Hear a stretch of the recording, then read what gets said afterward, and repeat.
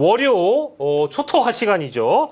한 주의 정치 시사 소식을 팩트와 직설로 기선 제압을 하시는 두 분입니다. 오늘 김민아 시사평론가, 김한 한겨레 21 기자 두 분 오셨습니다. 어서 오십시오. 반갑습니다. 예. 9 to 9이네 오늘. 왜 뭐가요? 9월 29일이네요. 아, 9 to 9. 네. 예. 뭐죠 이게? 9시에서 9시까지가 아니고 9월 29일입니다. 뭡니까 이게 지금? 이 영어 실력입니까 이게? 또 80년대 또 이렇게 디스코 또 9 to 9. 1999이잖아요, 그거는. 9 to 9으로 들리잖아요. 뭐 이렇게. 그렇습니다. 이게 한마디도 이해를 못하겠죠. 그리고 저 참고로 저 오늘 굉장히 영광스러운 장면을 영접을 하고 왔기 때문에 네. 또 저희 정치 아시기장이지만 홍보 겸 또 말씀드려야 되겠습니다. 네. 세 분 다 두 분 다 출연하시는 YTN 라디오에 네. 김준우의 뉴스 정면 승부에 김준우의 야망 아닙니까 야망. 예, 택배가 날라온 겁니다. 와, 택배가 날라왔는데 거기에 김민아 총통께 드리는 선물이 날라온 거예요. 뭡니까? 그래서 박스를 뜯어봤더니 쓰레기 아닙니까? 왜 그러세요? 왜 그러십니까 진짜? 뭐냐고요? 옷을 선물 받으셨다고. 네. 우리가 이제 이런 분과 또 방송을 하고 있다라는 야. 너무 이제 영광이었어요. 브랜드는 뭡니까? 백화점 브랜드였죠, 그죠? 야. 브랜드를 안 말하는데? 아니 정말 일단 봤는데 반클리프 아닙니까? 반클리프. 아닙니다. 근데 팬께서 이렇게 또 김민아 총통께 선물을 해주셨더라고요. 왜 우리는 못 받는 거죠? 저도 약간 이제 그런 생각을 했습니다. 그래서 이제 김민아 총통처럼 세상에 좀 이렇게 빛이 될 만한 평론을 해야 된다. 세상이 빛이 되는 건지 빚이 되는 건지는 내가 모르겠습니다. 빚을 지고 있는 건지 그런 건 모르겠으나 아무튼 보내주신 분께 대단히 감사하다는 말씀을 여기서도 드리고 네. 모든 방송에서 제가 저도 옷 보내주면 잘 입겠습니다. 예. 네. 저도 보내주시면 잘 있겠습니다. 그럼 뭐. 예. 아재 개그인가요? 이해 못해서 다행인 건가? 이런 말씀들을 남겨주시고. 한 번도 개그를 한 적이 없습니다. 오직 팩트와 직설만. 예, 오직 팩트와 직설로만 할 거고요. 저희 아무튼 많은 방송 또 시청해주시는 우리 김민호 평론가님의 팬분들 또 어서 오시고 우리 김한 기자님의 팬분들도 어서 오시고 옷 선물 받는 슈스 평론가님이셨구나 라는 그런 댓글을 남겨주시고 계십니다. 혜진님 감사드리고요. 백화점 브랜드다. 백화점인 건 맞죠? 저 몰라서 그랬죠. 브랜드를 못 봤어요. 이분이 브랜드를 잘 몰라요 또. 그래요? 그럼 그냥 그렇게 백화점 걸로 하고 넘어가도록 하겠습니다. 예, 좋습니다. 김민아 공화국을 보고 있는데요. 맨날 뭘 드시던데요? 오리 언니님이 댓글 주셨는데 뭘 드셨습니까? 맨날이 아니고 예. 한 3일 정도. 예. 3일 정도 먹었습니다. 네. 먹긴 먹었습니까? 3일 정도. 네. 네. 잘하셨습니다. 먹었더니 이제 쩝쩝거린다고 지금 뭐라고 하는 건데. 아닙니다. 뭔가를 드시면서 방송을 하고 있다라고 이제 그 광경을 봤다라는 거죠. 뭐라고 하는 게 아닙니다. 한 3일 정도 먹었는데 벌써 지금 댓글들이 달리고 있어요. 쩝쩝거리지 마라 이런 거를. 쩝쩝 박사냐? 예, 그만 쩝쩝거려라. 그래서 안 쩝쩝거리는 걸로 이제 바꿔야겠다 몰표를. 네, 이렇게 생각하고 있습니다. 유동식. 아니 근데 당뇨식. 아니 뭐 박영식. 9 to 9부터 지금 오늘의 일일 영식. 네, 오늘의 드립은 지금 거의 망하는 분위기로 가고 있습니다.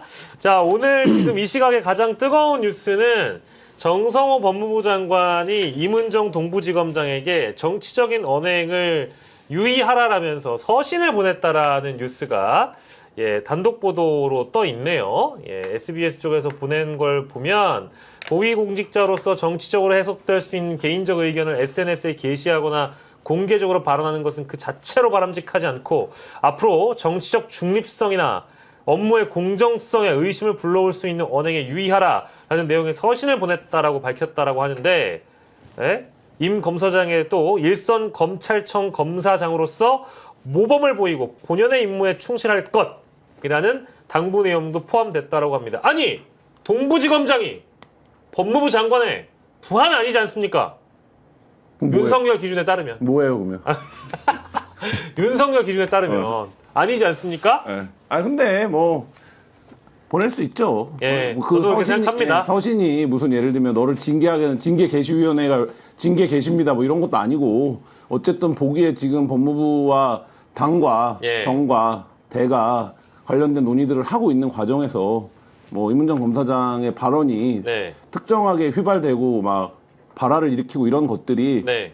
정부 입장에서는 뭐 부담스러울 수는 있죠. 그러니까 이제 법무부 장관이 이 정도의 서신을 보낼 근데 수 다만 있고 그 서신을 공개가 안 되면 되는 건데 다 공개가 됐네요. 네, 공개가 되면 그때부터는 또 달라지는 판이죠. 아, 법무부가 오늘 밝혔다고 하는 거 보면은 기자들에게 공식적으로 오늘 장관이 지검장한테 이렇게 서신 보냈음이라고 이제 보기는 했다라고 이문정 검사장의 그런 발언들이 정부가 보기에 예를 들면 부적절한 면이 있다라고 생각을 할 수 있는데 네. 법무부가 이거를 이렇게 공개적으로 경고를 해버리면 그것 또한 부적절해 보이죠. 그러면 이제 부적절 vs 부적절이 붙어갖고 이제 또 이제 여러 가지 파생적 논란들을 낳겠죠. 네, 이문정 지검장이 그러면 이에 대해서 반응을 할까요? 근데 뭐 그건 이제 이문정 검사장한테 물어봐야 되겠고 네. 별로 바람직하지 않죠. 반응을 하는 거는. 왜냐하면 뭐 부하가 아니다, 부하가 맞다를 떠나서 이문정 검사장의 그간 이전 단계에서 이제 문제가 됐던 발언이 검찰개혁 5적 뭐 이런 거잖아요. 그렇죠. 그거를 유의하라고 딱 콕 집었습니다. 그렇죠. 근데 그 검찰개혁 5적에는 어쨌든 이재명 대통령의 인사권의 범주에 들어가는 인사들이 포함되어 있는 거 아닙니까? 그렇죠. 그리고 이게 어쨌든 그 검찰개혁과 관련된 논의에 상당한 영향을 미친 거잖아요. 그러니까 이걸 말씀하신 대로 법무부의 어떤 권한을 사용해가지고 이문정 검사장을 뭐 어떻게 하겠다라는 얘기가 아닌 일종의 이제 뭐 결국은 의미는 공개적인 경고인 것인데 그러나 뭐 공식적인 어떠한 뭐 어디에 뭘 해서 뭔가 하겠다 이런 건 아니니까 좀 그 회색지대에 있는 거죠 형식상으로는. 그래서 이런 게 나왔으면은 이문정 검사장이 이제 그걸 제가 볼 때는 수용해서 앞으로 처신하면 될 문제라고 생각하고 지금 이문정 검사장이 그 이전처럼 이제 책임을 안 갖는 위치는 아니잖아요. 책임을 지는 위치지 않습니까? 검사장이라는. 그렇죠. 수사 일선에서 책임을 갖고 있는 위치란 말이죠. 그러니까 동부지검에서 해야 되는 수사들이 또 많이 있을 거예요. 세관 마약 수사. 그렇죠. 이 세관 마약 의혹, 그다음에 그것에 대한 수사 개입 의혹 이런 것들을 수사를 해야 되고 그리고 앞으로 이제 검찰개혁 논의를 이제 쭉 진행해 나갈 것인데 검찰청 간판을 내렸다고 이제 지금 검사들의 반발이나 이런 것들이 막 심해져 있는 상황 아닙니까?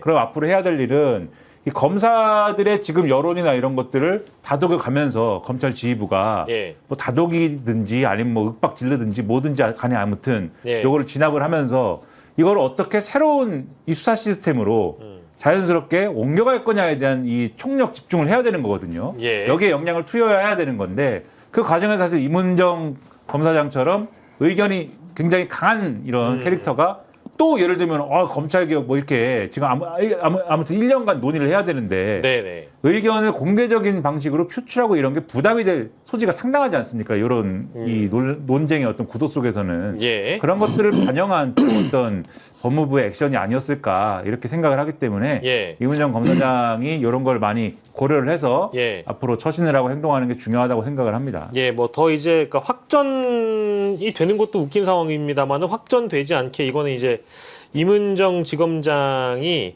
현명하게 판단을 하셨으면 좋겠다는 생각도 일부 들고요. 그리고 이 내용 못지않게 또 뜨거운 뉴스는 오늘 대통령실에 좀 인사 이동이 있었는데 이건 정확히 이제 인사 이동이죠. 근데 그 중에 가장 대표적으로 지금 주목받고 있는 것은 바로 그 내용입니다. 제1부속실장이었던 김남준 실장이 강유정 대변인과 이제 공동 대변인을 맡게 되었고 그 빈자리에 이제 김현지 총무비서관이 제1부속실장으로 들어가거든요. 여기에 담기는 함의는 뭘까요? 시기적으로 봤을 때 오해를 살 만한 인사죠. 왜냐하면 전주에 총무비서관의 출석 여부를 저는 실제로 뭐 총무비서관이 출석하는 게 그렇게 중요한 문제는 아니라고 봅니다만 그게 이제 여의도에서 정치 쟁점화가 된 상황에서 갑자기 이제 총무비서관을 옮기면 이게 말하자면 공격을 하려는 사람들 입장에서는 공격을 하기에 프레임을 걸기가 딱 좋죠. 그러니까 지금 공교롭게도 그런 인사가 됐고 그러면 이 지점에 대해서 대통령실이 좀 친절하고 풍부하게 설명을 할 필요가 사실 좀 있죠. 뭐 아무튼 공격 거리를 오히려 더 준 느낌이다. 그죠? 국민의힘 쪽에. 그러니까 실제로 국정감사에서 총무비서관이 나오는 게 뭐가 그렇게 대단한 이슈입니까, 사실. 늘 나오는 거예요. 늘 나오는 거고 총무비서관한테 그러고 비서실장 나와 있는데 뭐 이렇게 대단한 거 물어보겠어요. 근데 민주당 입장에서도 이거를 김현지 총무비서관이 여태까지 정치를 뭐라 그럴까요? 보좌를 해온 이력을 봤을 때 여기를 부르는 거는 정치적 의도가 있는 것이군. 네. 그러니까 우리가 이건 막아야겠어. 네. 걔나 말하자면 뭐 신상에 대한 망신주기라든지 이재명 뭐 시정이라든지 도정에 대한 문제 이런 지금 말하자면 대통령실 국감과 상관없는 이슈를 제기하려고 하는 거군. 네. 이라고 판단을 해서 이거를 방어를 한 거 아닙니까? 네. 비서실장 나온다는 걸로 붙었어요. 근데 어쨌든 그럼에도 불구하고 총무비서관이 그렇게까지 논란이 되면 안 나올 수가 없는데 그럼 당연히 나오면 네. 많은 사람들의 머릿속에서 총무비서관 나와서 무슨 얘기 하나 보자 이렇게 지금 생각이 되는데 예. 그거를 이제 교체한다 이거 자체가 또 다른 시비거리가 될 수밖에 없는 인사고 그러면 이제 설명을 해야 되는 거죠. 김민하 평론가 어떻게 보세요? 뭐 이제 김현지 비서관 문제는 이제 사실 국민의힘이 어떻게 공격할 건지는 뻔하죠. 정권 초에 예를 들면 막 이런 얘기 할 거거든요. 정권 초에 인수위도 없이 네.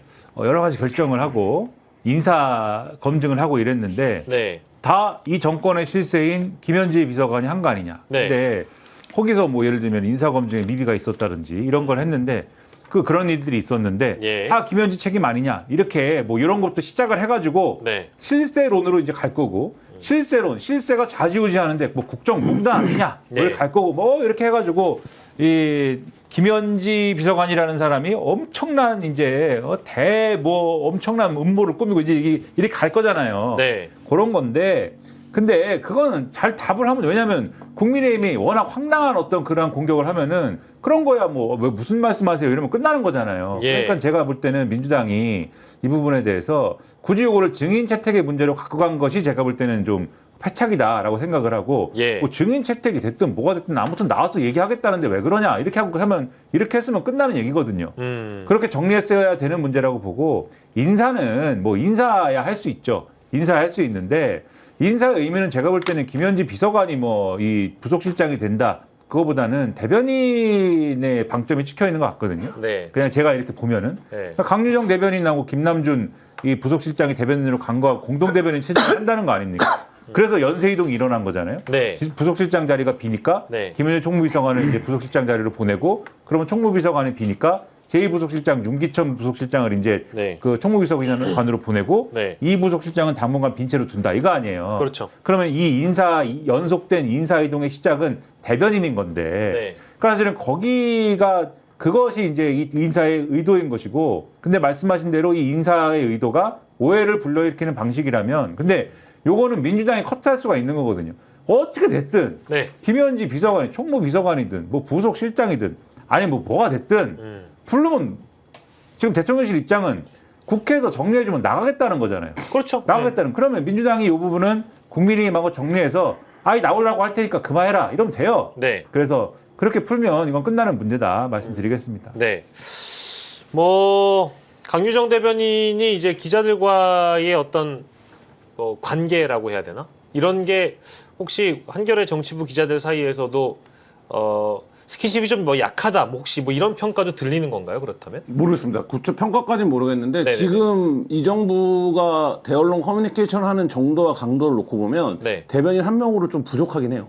그러니까 나머지 뭐 부대변인들하고는 할 수 있죠. 뭐 할 수는 있는데 근데 어쨌든 뭐 업무 강도가 굉장히 센 거는 맞고 업무 네. 강도가 세면 당연히 이제 말하자면 프렌들리하게 못할 수밖에 없는 상황인 거 아닙니까? 그리고 예. 지금 기자실 자체가 바뀌었잖아요. 예를 들면 네. 지난 정부 때하고는 다르게 그럼요. 그런 상황이기 때문에 좀 그런 것들이 그러니까 업무적 필요성으로만 놓고 보면 대변인이 예. 늘어날 필요가 당연히 있었던 것 같은데 근데 이제 아까 지금 뭐 김민하 평론가도 지적하고 저도 얘기했지만 근데 이게 이제 시기적으로 봤을 때나 이런 거에서 상당히 이제 오해를 살 수는 있기 때문에 또 그 네. 부분을 설명하면 됩니다. 예.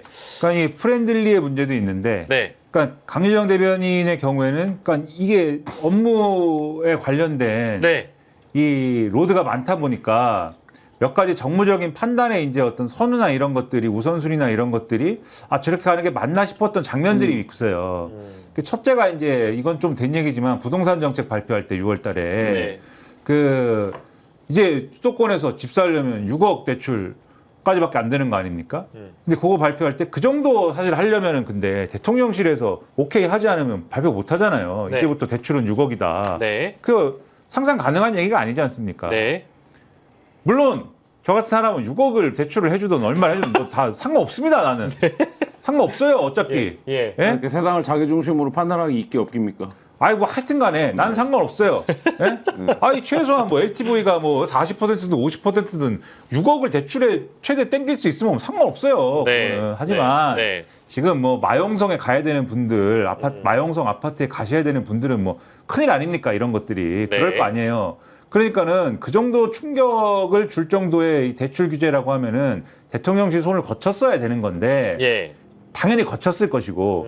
근데 강유정 대변인이 그때 당시에는 부동산 대책은 최대한 대통령실이 손을 안 대는 느낌으로 가야 된다라고 하는 그런 네. 분위기가 있었습니다.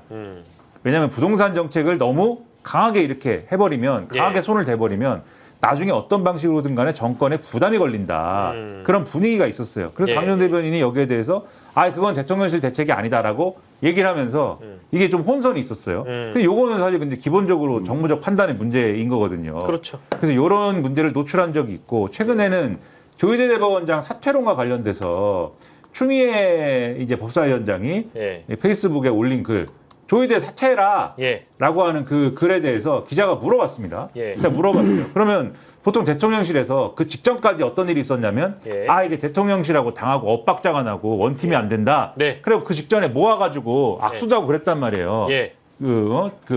우리 김민석 국무총리가 마련한 자리입니다. 이래가지고 강우석 비서실장도 있고 그러니까 예.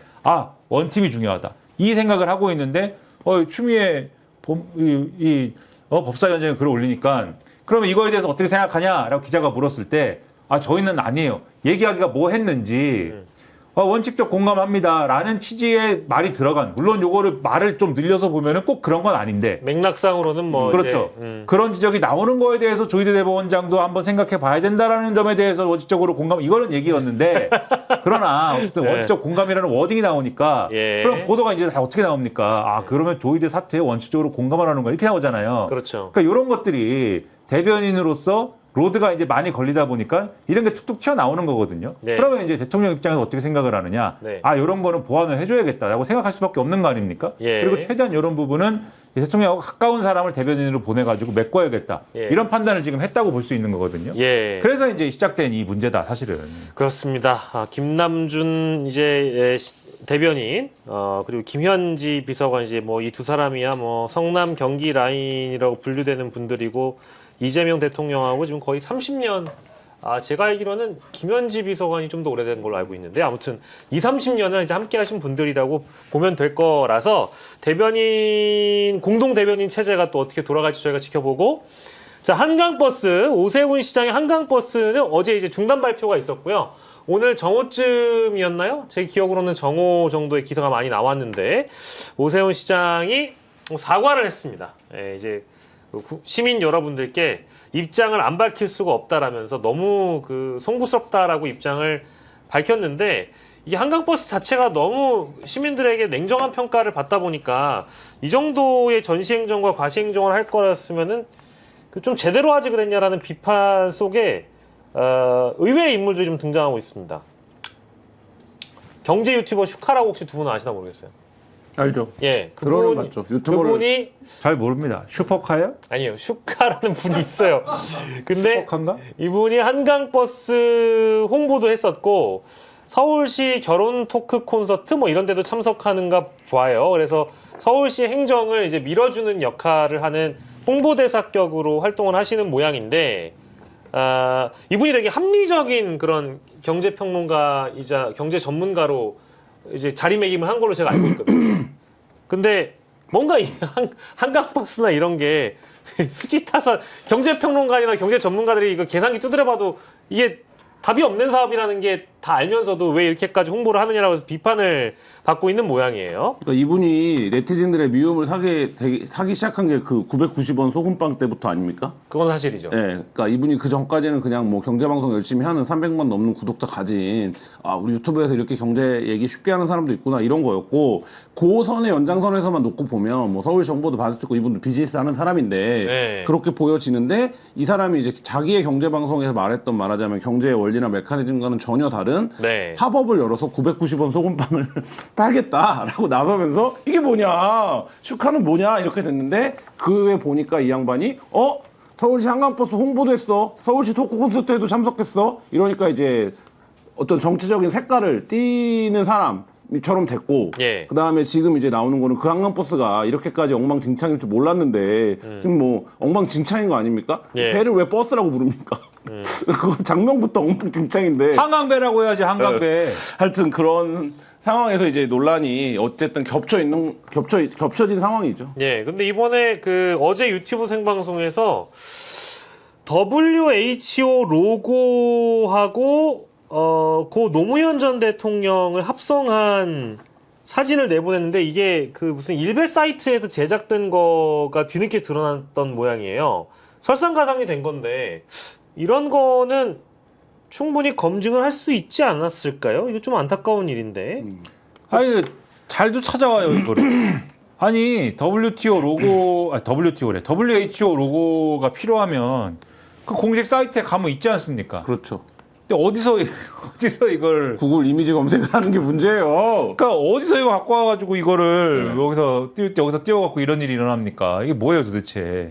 아니, 이건 뭔지도 모르겠나. 이런 게 있는지도 몰랐네, 나는 이거. 그러니까 노안이 와가지고 안경 안 벗으면 보지도 않아 이게. 이게 이제 그 WHO 마크 주변에 원래 지도가 있어야 되는데 지도가 아니라 노 전 대통령을 패러디한 사진이 있는 거죠. 패러디한 이제 그래픽이 들어가 있는 것 같아요. 이제 이거를 썼다라는 거 아닙니까? 저기 보시면 저게 이제 오른쪽 게 일베에서 제작한 것으로 보이는 노무현 전 대통령 합성 사진이라고 합니다. 합성 로고라고 봐야 되겠죠. 근데 저런 거는 좀만 신경 쓰면 되는데 저걸 헷갈렸나? 부주의와 무신경이죠. 아니 보는 순간 모르나? 저거 딱 봐도 저거 딱 봐도 저게 아니구만요 저게. 그리고 제가 알기로는 슈카 씨의 유튜브가 굉장히 많은 분들이 수만 명이 보는 그런 시청층을 자랑하기 때문에 구독이 300만이 넘더만요. 네, 그러니까 그런 측면에서는 이제 그거 보지 말고 박영식의 정치 야시장을 봐주시면 정치 야시장을 봐라. 감사하겠고 네. 김민아 공화국을 보면 좋겠다. 그거 물론 이제 그래서 박영식의 슈퍼카를 봐라 이제부터는. 슈카 어쨌든 일베 사진도 그렇지만 과거에는 동해가 일본해로 표기된 거를 또 써가지고 논란이기도 했고요. 거기에 더해서 또 여기서 주목해봐야 될 거는 네네. 경제방송을 하는 슈카가 자기 방송을 제작하는 제작진에게 정당한 대가를 지불하고 있는가. 그것도 중요한 거죠. 그래서 이들이 관호동에 시달리다 보니까 이런 이미지를 걸러낼 시간도 없고, 그러면 박영식의 정치 아시장은 정당한 대가를 지불하고 있는가. 이 유튜브 시장의 과열이 영상 제작 업체나 업계들의 이런 출혈 경쟁으로 가고 있는 건 아닌가. 슈카는 떼돈을 버는데 박영식이 지급하고 있는가. 슈카는 떼돈을 버는데 그 방송을 제작하는 영상 제작 인력은 정당한 대우를 받고 있는가. 그들에겐 유니온이 필요한 게 아닌가. 이런 이제 생각을 해봐야 되는 거죠. 이게 또 한겨레 그 회사 내부 분위기로 가보면 네. 그 유튜브 하시는 분들도 정말 어떤 워라벨에 대한 만족도가 좀 높아 보이더라고요. 뭐 모르겠습니다. 걔네들의 워라벨까지는 큰 관심은 없고요. 네. 아니 얼마 전까지 그 관련 부서에 있었잖아요. 그러니까요. 네, 디지털 머시기 부서인데 그 잊어버렸네 또. 네. 영상 뭐 적정 근로 시간을 준수하면서 일하고 있겠죠. 예. 근데 어쨌든 이런 그 일베 로고가 왜 쓰였는지에 대한 한 발 더 나아간 추론이 필요하다. 그래서 슈카 씨는 그 인력들에게 이 유튜브를 만들고 있는 제작진에게 정당한 대가를 지급하고 있는지부터 확인을 해봐야 된다. 혹시나 불만이 있기 때문에 에라이 모르겠다 해가지고 이런 망해라 이씨. 이런 그래픽을 쓴 거 아니냐라는 추론까지 해주셨고요. 이번 기회에 보내버리겠다. 예, 와인 마시는 고양이님 김한 기자 역시 날카로우시다. 크로바 존스틴 김한 최고다. 예, 김한 기자님의 그 의심에 동의하시는 분들이 꽤 있는 것 같고요. 근데 실제로 유튜브 시장에서 이제 뭐 여기도 그 유튜브를 제작하지만 이 영상 제작 인력들에 대한 처우나 이런 부분들이 예를 들면 슈퍼스타가 막 나오는 거잖아요. 뭐 몇 억을 벌었다더라, 월 단위로 얼마나더라. 근데 지금 예전에 그 누굽니까 천공 유튜브 제작했던 사람들도 그렇고, 그러니까 이 유튜브 제작 인력의 어떤 뭐 예를 들면 노동 단가 이런 것들은 이게 굉장히 또 노동 집약적인 산업이잖아요. 맞습니다. 이런 걸 만들면 또 풀 영상 생방송을 하고 쇼츠를 잘라서 내고 쇼츠를 잘라서 조회수를 끌어올리고 이런 노가다를 하고 있는데 여기 지금 몇 명 앉아 있습니까? 2명 앉아 있다고 이 방송도.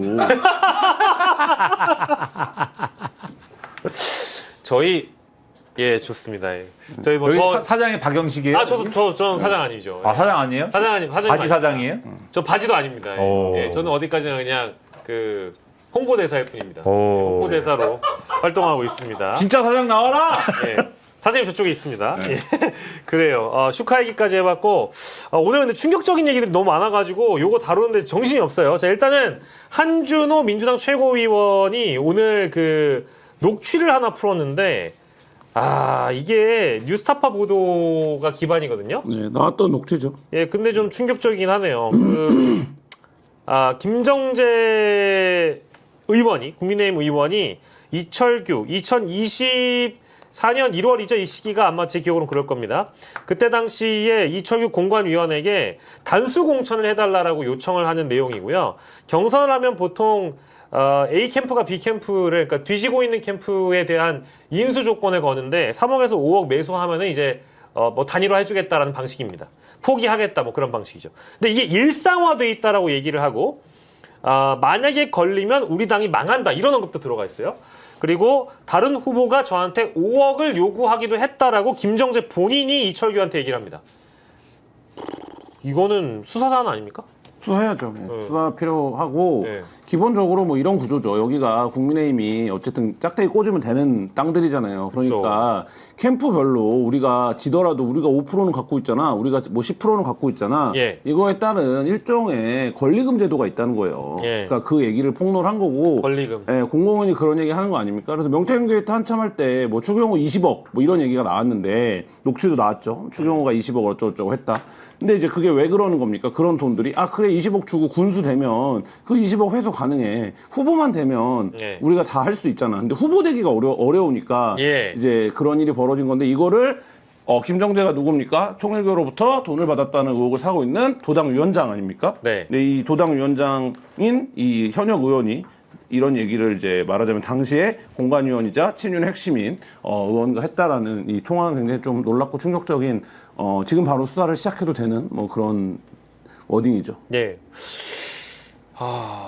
이게 만약에 그 요즘과 같은 상황에 터지지 않았다라고 하면 이 단건만 가지고도 어마어마한 폭풍이 국민의힘에 불어닥칠 텐데 이게 그렇게 뭐랄까 민감하게 받아들이지 않는 제 자신도 좀 약간 이상하게 느껴지네요.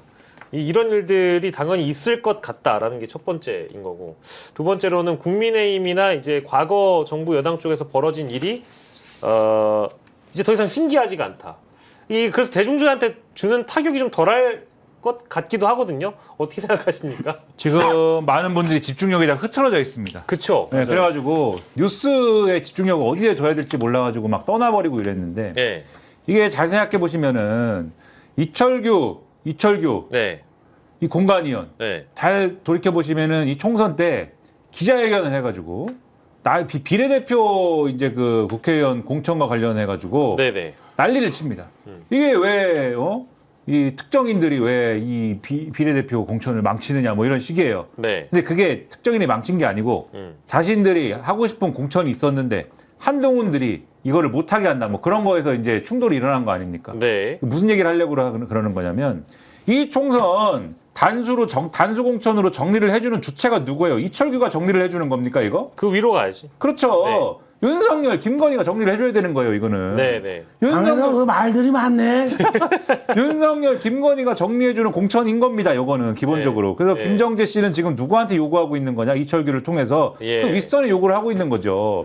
그리고 이철규는 그때 스탠스가 아까 지금 기자회견 말씀드렸잖아요. 네. 한동훈 비대위원장 시스템에서 윤석열, 김건희 공천이 이게 이빨이 안 들어가니까 예. 그거를 이빨을 들어가게 하려고 공개적으로 야! 막 이렇게 소리를 지르던 그 상황이었다라는 걸 한번 기억을 해보시고 네. 그다음에 왜 이 사람들이 동네에서 매수를 하고 돈을 달라고 하고 이런 일들을 왜 하고 있습니까? 아까 말씀하신 것처럼 이제 그 지역구의 특성도 있지만 이게 어디까지 연결되는 거냐? 예. 지방선거까지 연관이 되는 거예요. 지방선거도 다 이런 게 걸려 있지 않습니까? 네. 예? 다 자기 라인들이 있을 거 아니에요, 동네에. 네. 그러면 이 전에 지방선거를 사실 생각해 보면은 우리 또 말하기 좋아하는 이준석이라는 분이 있어요. 네, 네. 이준석이라는 분이 자기한테 명태균 관련 사안이 이게 막 올 것 같으니까 어느 날 갑자기 막 얘기한 게 있습니다. 다른 걸 파보라고. 네, 평택시장하고 포항시장 얘기를 합니다. 맞아요. 그 포항시장 얘기할 때 또 그때가 이제 그 윤석열 당선 직후 지방선거 얘기를 하는 거잖아요. 맞습니다. 포항시장 공천이 그때 이상했어.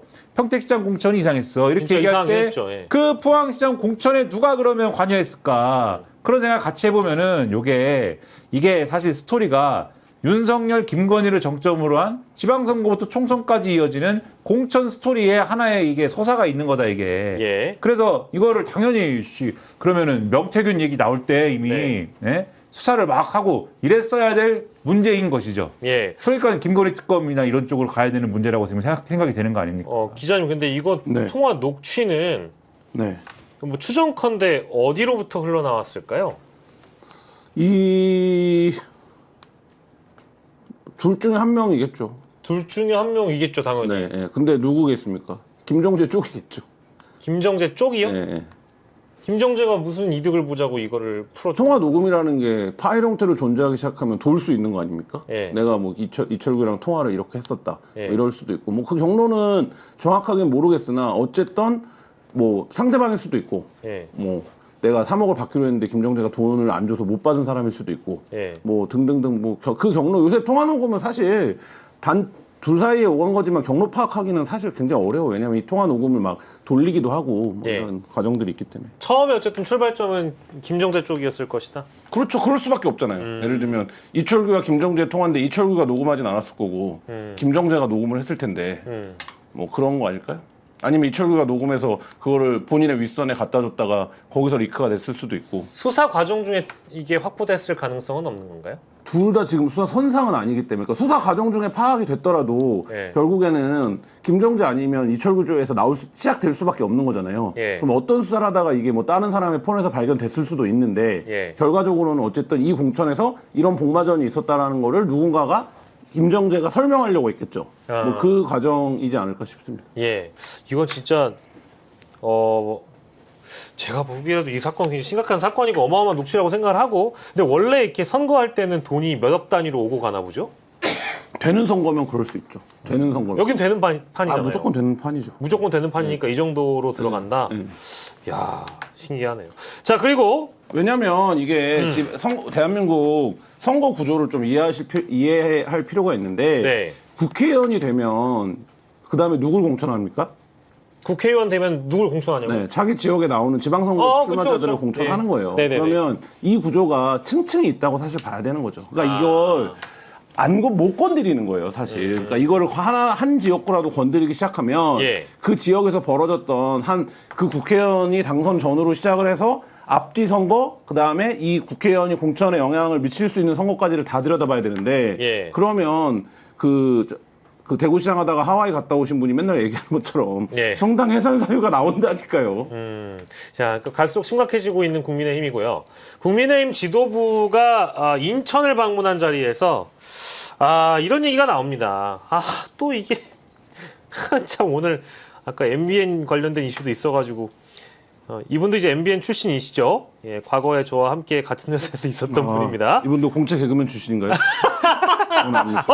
정확하게는 MBN 공채 개그맨에 버금갈 정도로 재밌는 분이죠. 박종진 인천시당 위원장. 아주 심각합니다. 무비자 문제 심각해. 월미도고 뭐고 중국이 장악해버려. 장기화되면 홍콩이 그래서 멸망한 거야. 중국이 들어와서 홍콩이 멸망했다. 이런 망언을 국민의힘 지도부가 주고받습니다. 거기에 이제 박종진 인천시당 위원장이 있었던 자리죠. 인천 방문했던 자리이기 때문에 마이크를 붙잡고 이런 얘기를 했다라고 하는데 참 짧게 평가해 주신다면요. 홍콩이 멸망했어요? 멸망했답니다. 멸망이 아니고 그냥 뭐 홍콩 영화가 멸망했죠. 홍콩 영화. 홍콩 영화 얘기한 거니까요.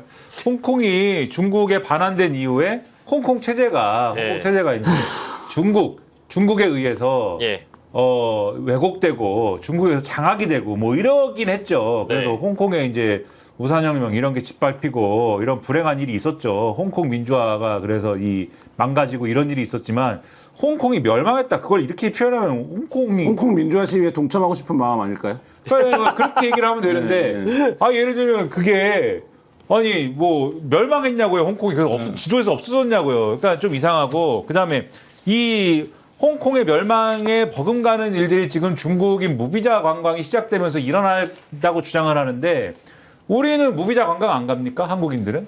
우리는 어딜 멸망시켰습니까? 일본 멸망시켰습니까? 우리 기세로 보면 일본은 멸망했어야 되는 거 아니에요? 네? 교토 정도는 했어야지. 그러니까 뭐 멸망이 됐어야 되는데 뭐 멀쩡하지 않습니까? 다낭. 경기도 다낭 멸망했어요? 뭐 거기 무비자지나 모르겠는데 아무튼 거기 무비자겠지. 네. 우리가 전 세계에서 무비자로 관광 가는 국가가 제일 많은 데인데. 네. 예? 그러니까 우리 전 세계를 그러면은 정복을 했지 우리가. 예. 이런 식으로 얘기를 하면은. 네네. 그러니까 이렇게 오바를 해가지고 하고 싶은 일은 중국 얘기를 끼워 넣어가지고 협중도 협중인데 결과적으로는 이 정권 이재명 정권은 중국에 약하다. 그리고 북한에 퍼준다. 왜? 이들은 중국, 북한과 같이 가는 공유하기 때문이다. 예. 그것은 친중, 친북에 더해서 독재들이다. 독재다. 근데 마침 최근에 사법부 장악을 하고 있네. 독재 정권이다. 이재명 독재를 무너뜨리자. 뭐 그런 얘기 하려고 이제 이렇게 하고 있는 거죠. 그리고 이게 또 중국 얘기하니까 중국 무비자 입국 관련돼 가지고 단체 관광객들 받아주는 게 시행이 된 게 제 기억으로는 2024년 말이었나요? 그랬던 걸로 기억을 하는데 아무튼 나경원 의원은 전산망 마비가 되었기 때문에 중국인들의 신원 확인이 불가하다라고 얘기했고 그래서 무비자 입국을 연기해야 된다라는 식으로 주장을 하고 있습니다. 이건 법무부가 이미 입장을 냈어요. 출입국 관리 시스템은 이번에 이 국가자원 화재 사태와는 무관하다. 입장 냈는데 또 이거 계속 주장을 하고 있고 심지어 한술 더 떠가지고 김민수 국민의힘 최고위원 이분 요즘에 언론에 노출 빈도가 너무 많은데 이거 참 전하면서도 좀 너무 현타가 오네요. 무비자 입국을 우려를 하면서 범죄 조직이 침투할 가능성이 높다. 또 전염병의 위험도 있다. 이런 식으로 중국인 무비자 입국에 대해서 우려를 하고 있습니다. 김한 기자께서는 이런 분들의 주장을 어떻게 들으셨는지. 다루지 말아야 됩니다. 그렇군요. 네. 맞습니다. 저도 지금 현타가 오고 있습니다. 다루지 말아야 되고 이런 네네. 가짜뉴스를 근절할 수 없죠. 왜냐하면 가짜뉴스나 이런 혐오 발언을 통해서 먹고 사는 정치가 있기 때문에. 근데 그거를 최대한 주변화시키고 저 변두리로 밀어내는 전략을 써야지. 예. 야 얘네가 이런 심각한 말을 했어요. 야 이런 게 말이 돼? 라고 말하는 것조차도 자양분이 됩니다. 낯선 사람이 주는 음료 복용하지 말라. 고수익 알바 제한 오면 차단해야 된다. 인적 드문 곳이나 야외 화장실 등을 이용할 때 성별을 떠나 짝을 이루어 이동하라. 이런 얘기를 하시네요. 이제 하시는 분이 있고요. 이분이 김민수라는 분이고요. 한술 더 떠서 지금 국민의힘이 오늘입니다. 오늘자로 국민의힘 국민소통특별위원장으로 임명을 했어요. 누구를? 김민수 최고위원을. 이분이 이제 유튜브나 여러 뉴미디어 여론을 분석해서 대응하는 위원장의 역할을 하시기로 했다고 합니다. 바람직한 결정일까요? 망해가는 중인 거지. 아직 안 망했다 다. 네, 짧게 평가해 주신다면요. 김민수 최고위원의 발언과 더불어서 국민소통특별위원장 임명. 국민의힘이 이 서구 유럽에 있는 네. 극우 정당들 있잖아요. 네네. 마린 르펜이 이끄는 국민연합이라든가, 네. 그다음에 뭐 독일에 있는 독일을 위한 대안이라든가, 네. 영국에 있는 영국개혁당이라든가, 네. 이러한 극우 정당의 길을 가기로 한 거죠. 네. 그게 장사가 된다. 그것만이 살 길이다. 우리가 정상적인 합리적인 그러한 보수 정당을 하기에는 지금 너무 파괴가 크게 됐고 예. 윤석열 이후에 그러한 길을 가기에는 우리가 기반이 없다. 그렇게 할 수 있는 예. 극우 정당의 길을 간다. 이게 방향을 이렇게 잡은 거예요. 예. 그것밖에 할 줄 모르는 거고 그것밖에 할 수가 없는 거예요 지금. 예. 그래서 대한민국의 사실 양대 축이지 않습니까? 네. 대한민국 정치에 민주당하고 국민의힘이라는 이 정당이 네. 그 한 축이 지금 극우 정당이 됐다는 거에 대해서 상당한 경각심을 느끼지 않으면 안 된다라고 저는 생각을 합니다. 예. 주말에 광장에 나와서 발언하는 수위들 봐요. 그러니까 예를 들면 그 지금 김연아 평론가가 얘기한 대로 극우를 규정하는 게 뭐 여러 가지 뭐 다른 방법론들이 있겠습니다만 기본적으로 이제 말하자면 어떤 차별, 그러니까 예를 들면 기본적인 차별. 그러니까 이 반중 발언 대표적인 거잖아요. 이거 유럽에서 이런 발언을 만약에 하는데 지상파가 싫잖아요. 지상파도 제재해요. 아, 그렇게 해야 돼요, 제발 좀. 그러니까 이거는 안 되는 발언이에요. 이거는 인종차별적인 발언이잖아요. 그러니까 네. 예를 들면 이거를 서구 관점에서는 어떤 기준으로 봐요. 극우화 되는 거예요. 그리고 그거에 대한 방법론적인 선동. 뭐 여기 극우 전문가가 앉아 계시지만. 전문가가요? 근데 어쨌든 그런 걸로 놓고 보면 이 정당은 이미 말하자면 독일과 같은 나라의 법률 체계였으면 다 처벌될 발언들이에요. 예. 근데 우리가 이런 발언들을 뉴스로 얘기해 주는 것 자체가 문제고 그러면 이 정당을 이제 어떻게 해야 될 거냐? 정상적이고 합리적인 언론이나 세계관을 갖고 있는 사람들은 이 정당을 해산하자고 해야 돼요, 이제. 근데 너무 올바른 말씀인데 그렇게 실제 강경하게 접근하기에는 지금 뭐 우리 토양이 마련이 안 된 거예요? 그렇죠. 아니면 우리 정부가 그렇게 하기가 좀 정치적으로 부담스러워서 못 하고 있는 거죠? 그러니까 사회문화적으로 우리가 오랫동안 말하자면 그런 것들을 방치해 왔잖아요. 혐오 표현이라든지. 예를 들면 십수년째 차별금지법을 못 만들고 있는 나라 아닙니까? 네. 차별금지법의 핵심이 뭡니까? 그런 발언들을 공공연한 데서 하지 말라는 거잖아요. 그거를 말하자면 그거를 포털이라든지 아니면 미디어라든지 이런 데서 하지 말라는 거잖아요. 그런 식의 어떤 차별적인 거를. 근데 이제 그거를 뭐라고 되치기를 계속하면서 막으면서 그거를 굉장히 중요한 사회적 이슈로 끌어올려서 지금 방어를 하고 있는 거잖아요. 뭐 기독교라든지 이런 쪽에서. 근데 그런 면에서 놓고 보면 우리가 예를 들면 포털이나 이런 데서 혐오 발언을 했거나 차별 발언을 했다라고 무슨 제재를 받습니까? 내 아이디가 갑자기 사라지고 우리 집에 형사가 찾아오나요? 그러지 않는단 말이에요. 그러니까 그거를 공공연히 두어온 문화가 오랫동안 반복돼 왔고 그게 우리가 아까도 얘기했던 뭐 일베라든지 이런 여러 가지 이제 말하자면 플랫폼들을 통해서 발현돼 왔고 그거를 방송통신위원회나 이런 데가 청부 심의나 하지 그런 거를 뭐 다 합니까? 그러니까 이런 복합적인 것들이 누적이 되면서 이제 궁극적인 단계인 정치권에서 이런 발언을 공공연히 하고 이게 무슨 정치 뉴스인 것처럼 소비되는 이런 이제 말하자면 도단적인 상황에 이르렀다. 그래서 걱정인 게 이것도 그러니까 우리가 이제 사회가 뭐 통합돼야 된다라는 뭐지 어떤 이런 거대한 이야기를 제가 뭐 다 거대 담론을 얘기하려고 하는 게 아니고 지금 이 시간에 어려운 얘기를 하려고 하는 건 아닌데 아니 하나의 사실이 등장하면 그걸 이제 인정하면 끝나는 문제잖아요. 그러니까 이 중국인 무비자 입국 허용했던 것도 제가 아까 2024년 말이라고 기억한다고 말씀드렸는데 애시당초 이 시범 사업을 언급했던 게 2023년 3월 27일에 윤석열 당시 대통령이 이 중국인들의 무비자 입국을 단체 관광객들 수용해가지고 무비자 관광 늘리겠다라고 발표를 했고 그거를 실제 조속하게 시범 사업으로 빨리 추진하겠다고 밝힌 사람은 2024년 12월에 한덕수였습니다. 한덕수 권한대행 당시에 이 사업을 오픈을 한 건데 이거 하나의 사실이잖아요. 기사 찾아보면 나오는데 이런 얘기를 하고 있다는 게 너무 놀랍고 이거 더 다룰 필요는 없고 그래서 뭐 오늘 서울신문이나 다른 언론 보도 보니까 혐중 시위의 빈도도 늘어나고 있고요. 오늘만 하더라도 이미 또 서울 시내 한복판에서 혐중 시위가 열렸는데 이제는 그 국정자원 화재 사태에 대한 그 음모론을 펼치고 있더라고요.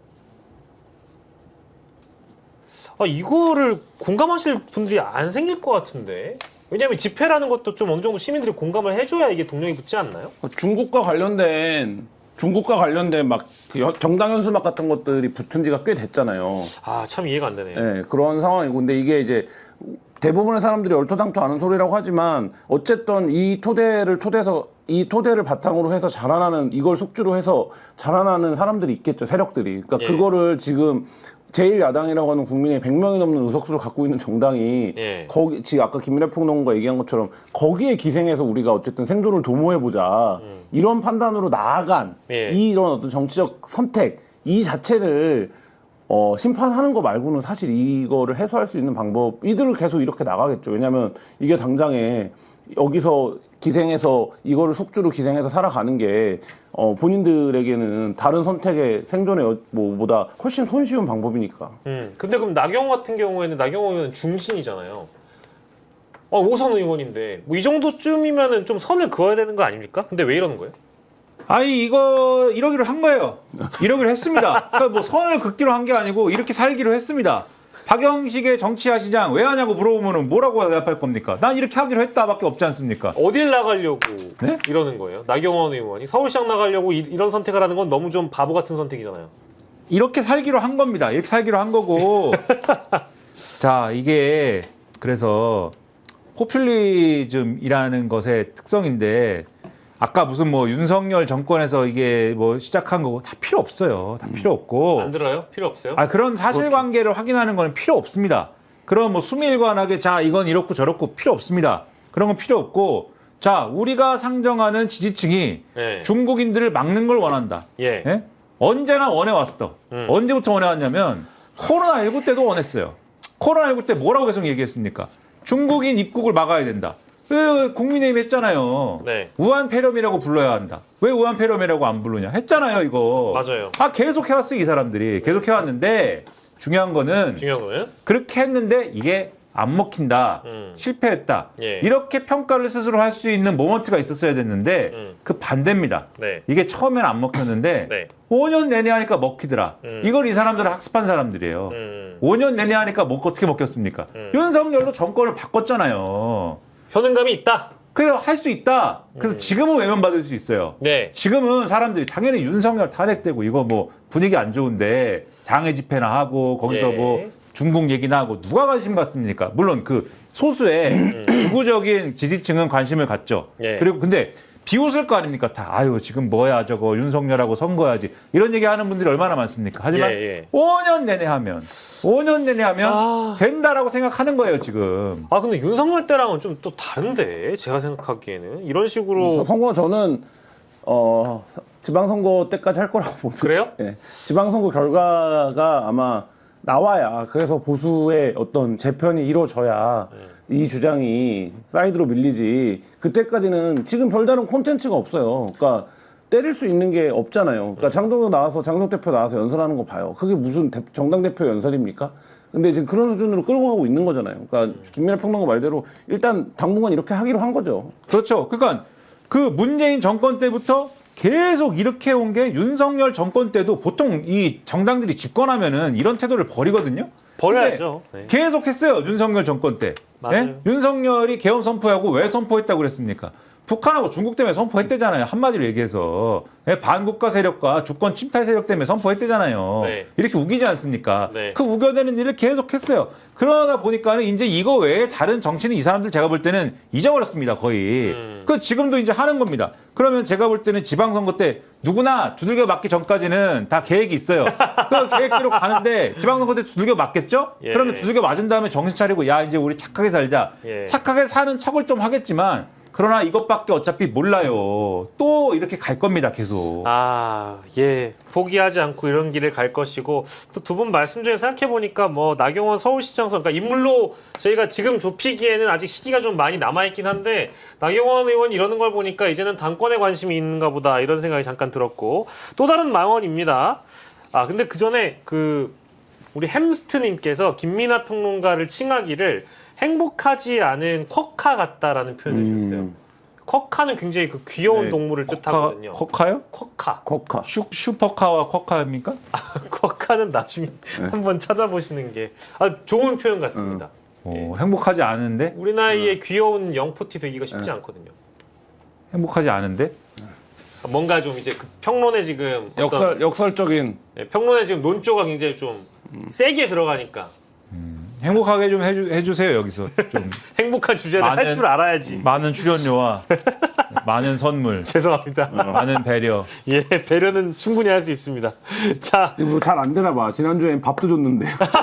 아니 그렇지 사라졌네. 않습니다. 저희가 네. 광고주 분들에 대해서 무리한 광고 집행. 그럼 쥐예요, 저건 뭐예요? 아, 귀엽게 생겼잖아요. 저뭘 저거 들고, 닮았다라는 건 칭찬이죠. 뭘 들고 있는 거야 지금? 나뭇잎. 나뭇잎이요? 식사. 코카가 주식으로 먹는 예, 떡잎 같은 건가 봐요. 코카도 먹을 게 있는데. 쟤는 지금 오늘 안 씻은 것 같은데. 나 오늘 씻었는데. 예. 자, 그래서 저희는 광고주님들께는 부담을 드리지 않기 위해서 일단 광고하고 효과가 있으시면 또 광고하시라 이렇게 얘기하는 거죠. 예. 알겠습니다. 예, 한 달 단위로 광고하지 않습니다. 필요할 때마다 합니다. 자, 그리고 또 다른 망언입니다. 이거는 왜 나왔는지 나 진짜 모르겠어요. 국민의힘 김정재 의원은 호남에 불 안 나냐 이제 이런 망언에서 지난주에 화제였고요. 송원석 원내대표는 뭐 제발 노상원 수첩에 담겨 있는 그런 계엄에 대한 그 계획이 담겨 있는 수첩 내용이 실현됐으면 좋았을 걸 이런 표현을 한 적이 있는데 지역위원장이라는 사람이 있어요. 남양주갑 당협위원장 윤학준이라는 분입니다. 윤학준 남양주갑 당협위원장 이분이 뭐라고 얘기를 했냐? 정동영이라는 장관, 통일부 장관 이개 XX가 실탄 쏘지 말라 이랬어요. 라는 표현을 공개적으로 했네요. 참 진짜 걱정이 된다. 이분 뭐 군인 출신이네요. 윤학준이라는 분. 네. 그러니까 뭐 아까 한 얘기도 있지만 네. 맨 이런 것만 하는 거예요. 왜 욕을 왜 했습니까 이거? 욕 왜 했어요? 통일부 장관. 자, 북한 퍼주게 한다 이거예요. 그렇죠. 그러니까 또 색깔론이죠. 이재명 정권이 지난번에 뭐 아무튼 이재명 대통령도 여러 가지 얘기도 했지만 이번에 엔드 이니셔티브라고 네네. 그 유엔 총회 가서 새로운 어떤 대북 패러다임을 공개를 했지 않습니까? 네. 이 익스체인지 N 노멀라이제이션. D 누클리어라이제이션. 네. 그래가지고 교류를 하고 예.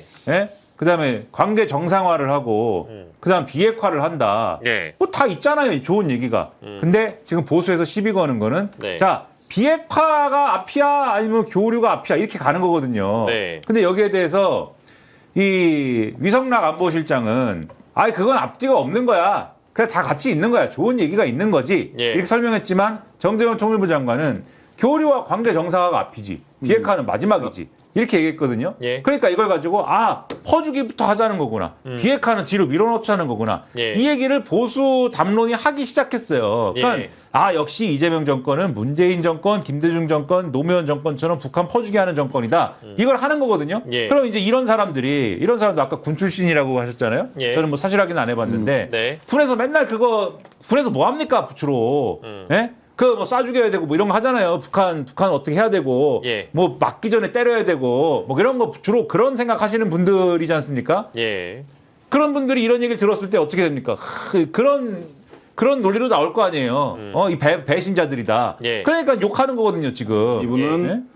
30대 대한민국 해병대 사령관을 지내셨고 해병대 전후의 중앙에 총재를 역임하셨습니다. 그 100% 북한에 가서 뭐 김일성, 김정일의 목을 어떻게 하느니 뭐 이런 거 하는 그런 얘기에 익숙한 분들이잖아요. 예. 그러니까 어법이 이렇게 나오는 거거든요. 이런 걸 해가지고 색깔론으로 막 이렇게 해가지고 이 극우적인 유권자층의 또 니즈를 딱 갖다 주면서 북한, 중국의 친화적인 독재 정권의 친화적인 이재명 정권 이런 거 하는데 또 한 벽돌 하나 보태는 이런 거 하고 있는 거죠 지금. 남양주 갑이죠?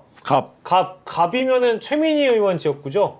근데 거기에서 이제 그 패배를 이번에 총선에서 했나 보네요. 근데 남양주 갑이 제가 알기로는 격차가 막 그렇게 많이 벌어지는 곳은 아닐 거예요. 그러다 보니까 이제 어떤 뭐 자신의 지지세를 좀 끌어올리기 위해서 좀 극단적인 발언을 하시려고 하는 것 같은데 그렇다고 하더라도 그 일국의 장관에게 이런 개 XX 이런 표현은 당연히 바람직하지 않죠. 너무 막 나가는 표현이라고 생각하고 그래도 이분도 어쨌든 정당인으로서 정치도 사람이 하는 건데 사람 간의 어떤 예의는 좀 차려가면서 해야 되는 거 아니겠습니까? 그렇지 않나요? 저는 그런 생각을 많이 하고 국민의힘에서 너무 좀 막말이 많이 쏟아져 나오고 있는데 이런 거 자체가 국민의힘 지지율에 별로 큰 도움이 안 될 것 같다는 생각이. 근데 그러기로 작정하고 살고 있어요 지금. 난 막 나갈 거야. 이렇게 사는데 뭐 어떡합니까? 그렇게 하면 지지를 받을 수 있는 겁니까? 아니 뭐 그거는 별개의 얘기고 맞아야 정신 차리지 뭐 이거는 다른 방법이 없습니다. 참, 예? 그런 건 우리 대단하네요. 김한 기자님이 잘 알아요. 맞아야 정신 차린다는 것은 누구나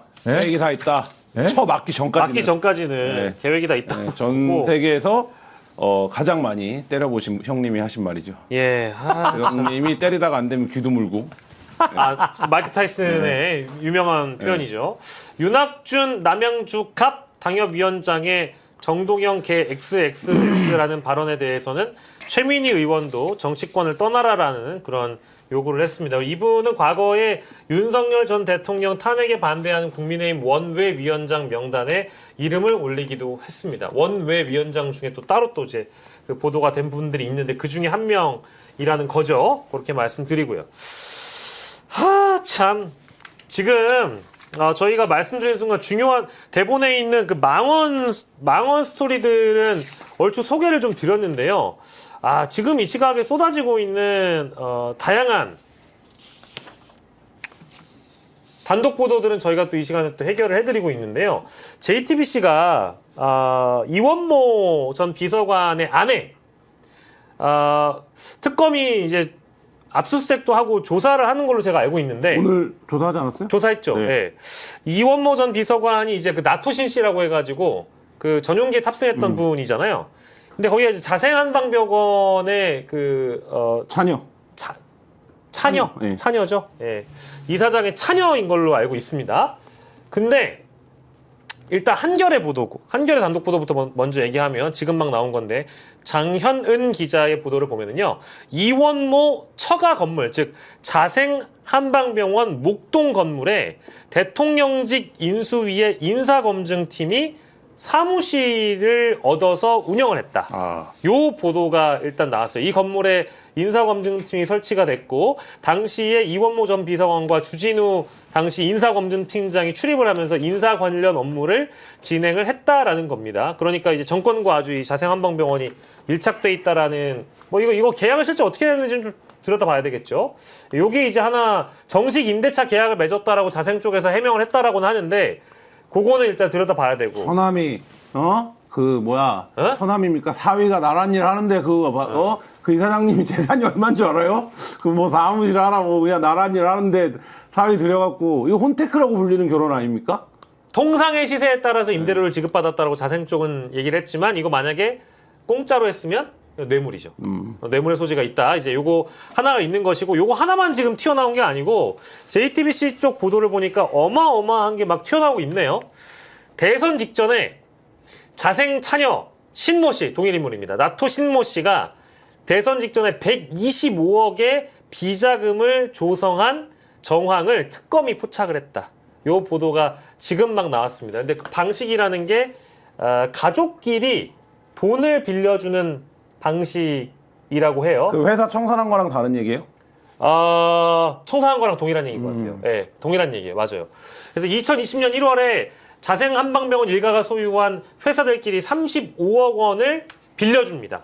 근데 35억 원을 빌린 회사가 돈을 갚지 않고 2022년에 방금 말씀하신 법인을 청산을 해버립니다. 그리고 또 똑같은 방식으로 2020년 8월부터 2022년 8월까지 2년에 걸쳐 둘째 딸 신모 씨의 회사에 약 90억 원을 또 빌려줍니다. 또 이거를 갚지 않고 청산하는 방식으로. 그럼 이 돈이 어디 갔느냐? 요거를 지금 이제 특검이 포착을 하고 이거를 이제 125억의 비자금을 마련한 뒤에 대선 직전에 이거를 투입해가지고 자생이 도와줬다라는 시나리오인 것 같거든요. 근데 냄새가 나나요? 자생 얘기가 돈지는 꽤 오래됐죠. 맞습니다. 꽤 오래됐는데 이런 거죠. 그러니까 예를 들면 그러니까 전용기에 탑승을 한 유일한 민간인인데 왜 탑승을 했어요? 라고 했더니 이러저러한 설명이 있지만 결국 설명은 뭐냐면 김건희의 편의 때문에 탑승을 시켰다고 했어요. 근데 김건희가 거기 가서 통역을 제공을 안 받습니까? 아니면 무슨 별도 동선이 있습니까? 뭐 어떤 편의를 누가 민간인이 제공할 수 있는 더한 편의는 뭡니까? 나는 며칠째 생각을 해봤는데 하나밖에 없어요. 어디 갔을 때 돈 내주는 거. 그거 말고는 김건희가 민간인에게 제공받을 수 있는 편의가 없어요. 근데 마침 예. 우연의 일치겠죠. 예, 나토 우연의 갔을 때 일치겠죠. 어디 갔습니까? 나토 갔을 때 명품 매장을 갔어요. 다 갔죠. 네. 그 영부인이 그 전에도 해외에 나가서 단독으로 명품 매장을 간 적이 있는가 싶은데, 근데 그때 그 명품 매장을 간 게 사진 찍히고 거기 해외 현지 언론에 보도가 되고 막 이랬는데, 그 명품 매장에서 그러면 뭘 했는가, 예. 뭘 샀는가, 네. 돈은 누가 냈는가, 이런 부분들 안 나왔거든요. 예. 그거야말로 편의잖아요. 그러니까 예를 들면 편의를 제공받은, 만약에 그걸 했으면 그런 부분에서 이 예. 특검이 지금 바라보고 있는 건 이 비자금 얘기도 그런 건데, 결국 이 신지연과 김건희가 자기의 어떤 심부름을 시키는 2명 중에 1명인 거예요. 그러니까 이거는 특검 입장에서, 근데 여기가 심부름을 하는 입장이지만 훨씬 더 돈이 많은 사람이잖아요. 근데 석연치 않게 조성된 돈도 마침 있네? 예. 뭐 이렇게 본다라고 하면 결국엔 이 돈을 여기가 패밀리 비즈니스 한 거 아니냐. 그리고 마치 보니까 이 이원모는 대통령실에서 근무도 하고 공천도 해주고 예. 이 전문이잖아요. 또 이 공천, 이 공천, 이 시기에 공천에 김건희가 개입한 건 지금 여러 건 나온 거잖아요. 예. 그렇다라고 하면 김상민도 그렇고 이원모도 그렇고 그렇게 됐네. 그러면 이게 일종의 매간매직으로 보면 매간매직이고, 예. 공천 개입이라고 하면 정치자금법 위반이 될 텐데, 그거로 보면 이게 제일 사이즈가 사실 큰 사이즈인 거죠. 야, 특검은 이거 다 이제 언제 다 어떻게 수사하나 되게 걱정이네요. 또 보면서 이런 부도가 너무 많이 나오니까. 자생한방병원이 예. 처음에 이제 알려지기 시작한 게 그거잖아요. 윤석열 정부 때 자생한방병원이 특허를 출원한 이제 한약제가 하나 있습니다. 그들만 보험을 지급되게끔 만든 거죠. 근데 그 한약제를 그 보험 지급이 되는 거에 시범 사업으로 넣어줘요. 그래서 실제 근데 그 비용은 3억 얼마인가? 뭐 그 정도밖에 안 돼요. 억 단위예요. 근데 이게 어떤 문제냐면 자생한방병원이 엄청나게 많은 다량의 약을 처방하고 입원을 받잖아요. 네. 근데 한의학계에서 제일 좋은 홍보 포인트가 뭐냐면 우리 약이 보험이 돼요. 이거는 뭡니까? 한약재는 수천 수백 가지가 있는데 정부가 인증해 준 거야. 이게 엄청난 홍보 포인트거든요. 예. 그러니까 그거를 원 포인트로 해주는 거예요. 자생한방병원이 특허를 갖고 있는 거 하나를. 그게 이제 국회보건복지위에서 논란이 됐었던 거거든요. 예. 그러니까 이미 그때부터 자생한방병원과 이 정부의 관계는 뭐냐. 근데 그게 그거가 통과가 되려면 양평고속도로랑 마찬가지죠. 실무적인 단계가 필요할 거고, 정무적으로 판단하는 단계가 필요할 거고, 네. 이게 또 과학의 영역 아닙니까? 일정 정도? 예. 이제 과학자들의 개입이 필요할 거고. 어용 과학자가 있어야 네, 되고. 뭐 여러 가지가 필요하단 말이에요. 근데 그거가 유독 그 물질 하나만 자생한방병원이 갖고 있는 것만 한 방 해결됐어. 이러면 무슨 생각을 할 수밖에 없는 겁니까? 아, 어디서 오도가 떨어졌군. 예. 근데 그 오도라는 건 지금 드러난 구조로 보면 누구의 오도일까? 뭐 이런 예. 부분으로 가는 거죠. 125억의 대선 자금도 마련해주고, 그리고 대통령이 당선된 이후에는 자생한방병원이 뭐 이건 좀 추론입니다. 뭐 자생 쪽은 엄연히 시세에 맞게끔 임대비를 받았다고는 하는데 사무실도 마련해주고, 또 그러니까 이제 자생한테 뭔가를 예쁘니까 뭘 주긴 해야 되겠는데 그 약재 이름이 천수근이라는 네. 건데 뭔지 모르겠어요. 천수근 혹시 들어보셨습니까? 천수요? 천수근. 나는 이수근이랑 이천수는 아는데 나는 천수는 모릅니다. 야, 오늘 9to9인데요, 진짜. 9to9인데. 천수근이라는 약재가 건강보험료의 건강보험 급여로 인정된 덕분에 거의 자생한방병원을 근데 난 요새 뉴스를 명태균의 입장에서 생각을 해봐요. 예. 서해건설에서 사무실 제공받았네? 통일교는 돈을 저렇게 갖다 줬어? 야, 이거 자생한방병원 125억은 뭐야?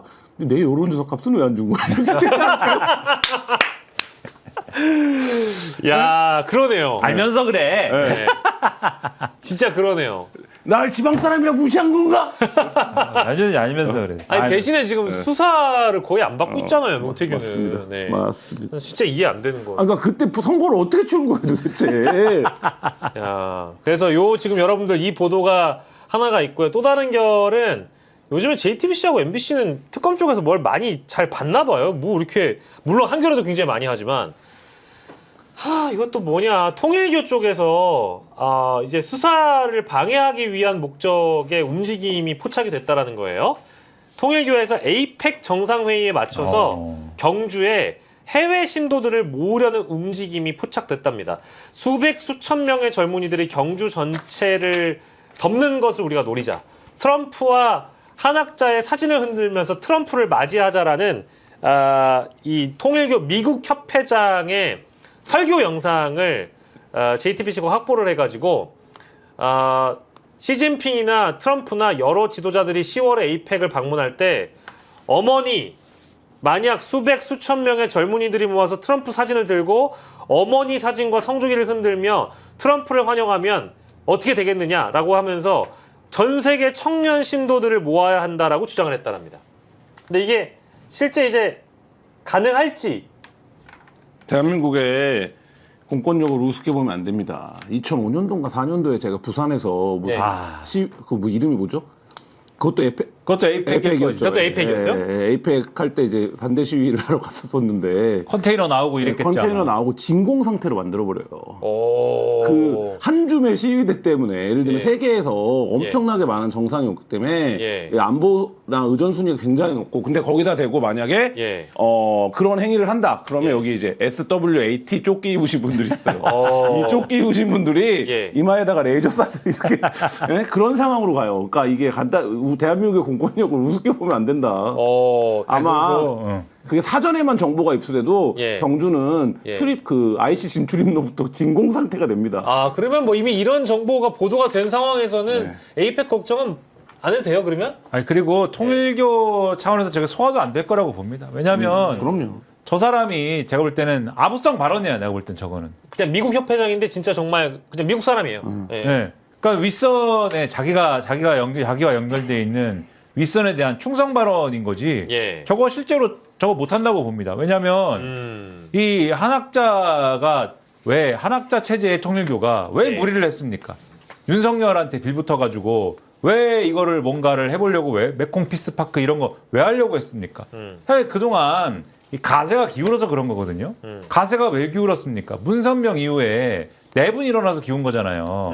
그런 상황이기 때문에 이번에도 한학자 우리 홀리 마더가 잡혀간 이후에 홀리 마더가 잡혀갔으면은 사실 우리 생각대로 통일교가 그렇게 무시무시한 종교라고 하면은 이미 다 들고 일어나서 지금 혁명이 일어났어야죠. 통일교 혁명이. 그렇긴 하죠. 다 들고 일어나서 뭐 어딘가에 왔어야지.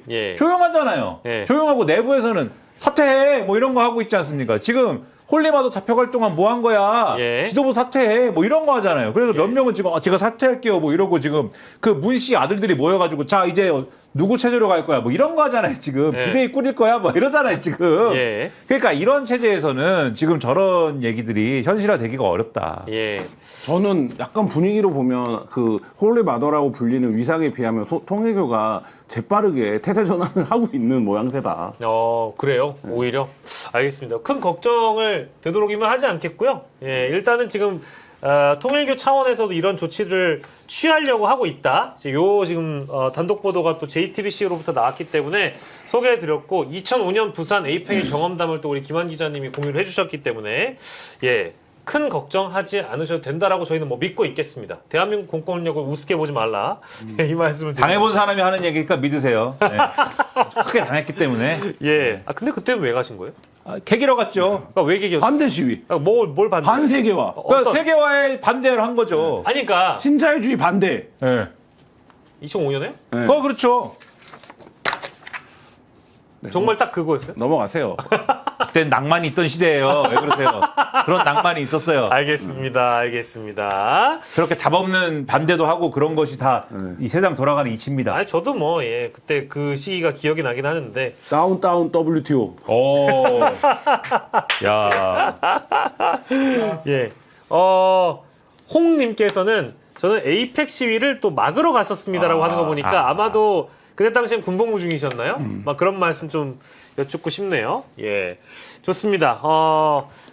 하나만 더 가기 전에 여러분들이 기다리고 기다리시던 2호지호 소개를 좀 해드리도록 하겠습니다. 고급 장섬유 스페셜리티가 있는 우리 고급 장섬유 티셔츠 2호지호입니다. 2호지호. 2호지호의 시그니처 포인트 아래 단에 나와 있는 보이세요? 보이시나? 아랫단에 나와 있는 2호지호의 트레이드 마크!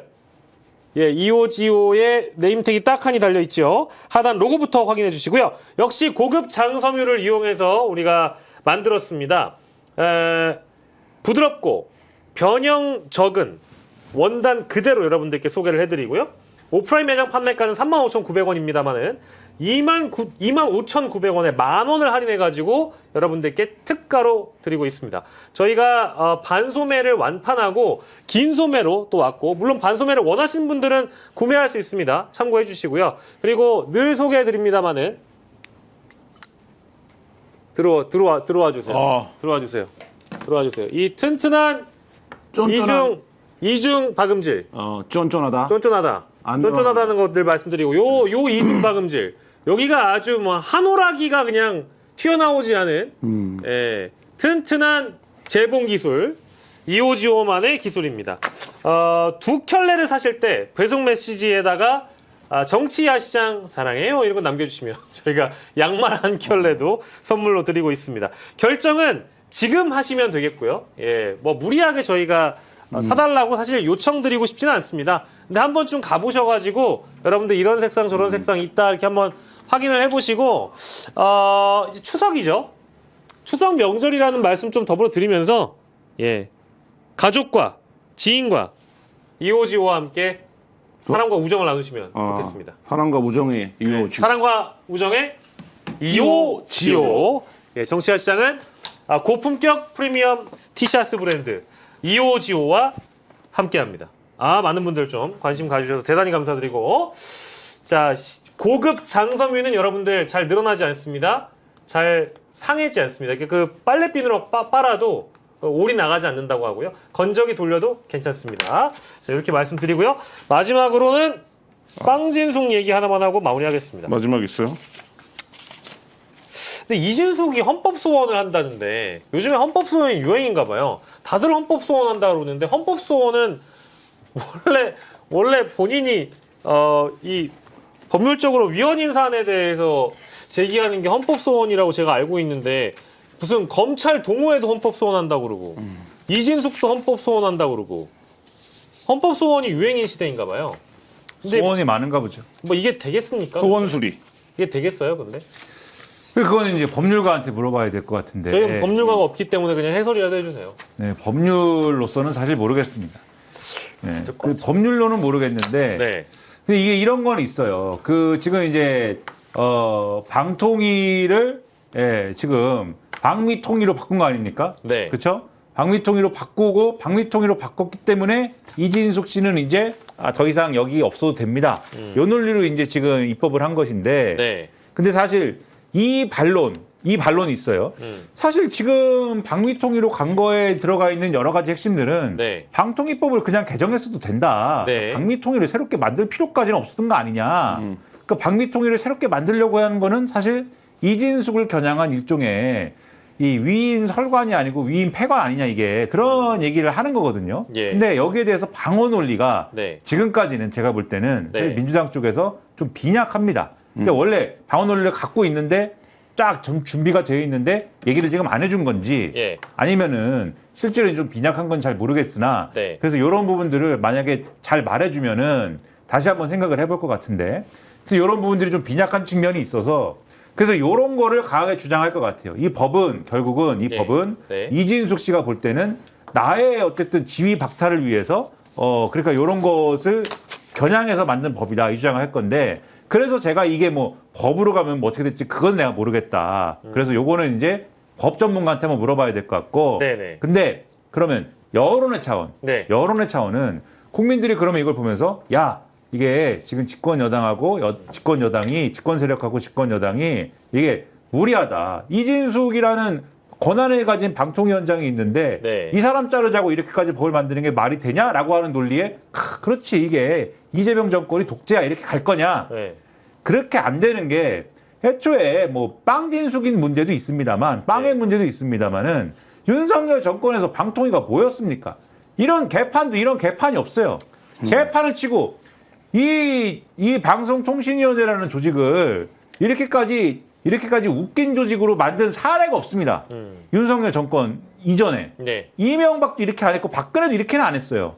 그렇게 운영을 한 전례가 있기 때문에 이 국민들이 볼 때는 법의 논리를 떠나서 예. 야 이거는 이진숙이라는 사람이 방통위원장 하는 게 맞냐 여기에 대해서는 큰 의문을 갖고 있고 거기에 대한 어떤 대응을 뭔가 이 정권이 해야 된다고 생각할 거예요. 근데 대응할 수 있는 방법이 여의치가 않은 거잖아요. 예. 어떻게 하겠다는 겁니까? 그러니까 아마 이런 부분에서 여론이라는 측면에서는 이게 국민의힘이나 이진숙 씨가 생각하는 대로 그렇게 움직이지는 않을 것이다 라고 봅니다. 네.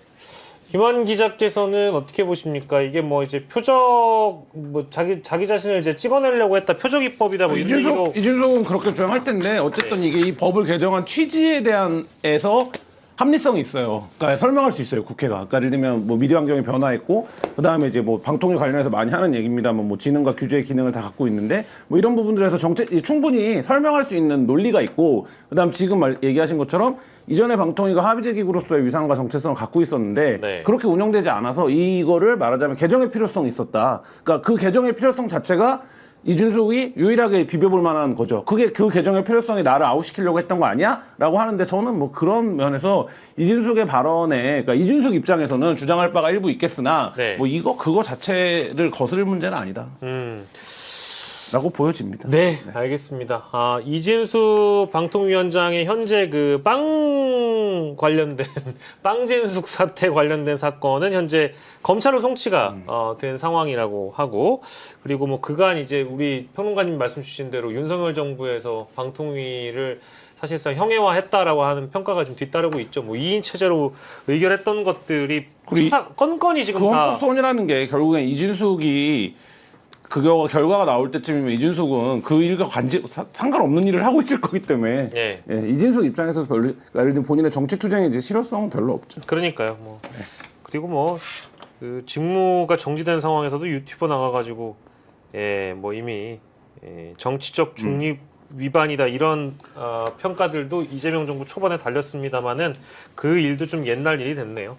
예, 이진숙 이야기까지 오늘 좀 해봤습니다. 오늘 월요 초토화 시간이었고요. 김민하 평론가 그리고 김환 기자와 이 시간 함께했습니다. 두 분 고생하셨습니다. 감사합니다.